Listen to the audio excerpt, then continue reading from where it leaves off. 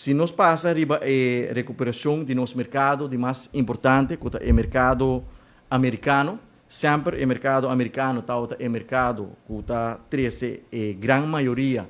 de turistas para nosso país, turistas afluentes, e turistas que está lá mais placa atrás de nossa economia. Nós mira que o mercado americano está performing sumamente bom, sumamente positivo, que já acaba em luna de fevereiro, nós podemos que acaba quase a chega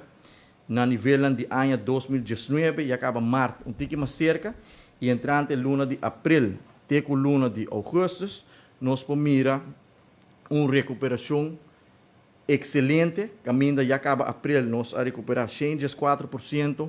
na maio 107%, na junho 106%, na julho 109% e na agosto 110%. Isso aqui está sumamente importante, tendo em conta que o mercado americano está queda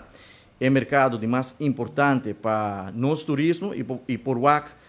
a cifra não está substancial. Isso aqui, que a performance do mercado americano está sublime, nós vamos ver que já acaba, nós está surpassando o nível de ano 2019. Ora, nós fia nossa estratégia, nós usa ano 2019 como ano de referência, como ano baseline, tendo em conta que o ano 2019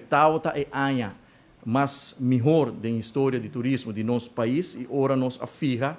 estratégia de recuperação. Naturalmente, nós queremos chegar back na nível e purba surpassar essa aqui qual, danke Deus, danke na estratégia e manejo e boa cooperação do setor, da indústria e acaba nossa chega e te está surpassando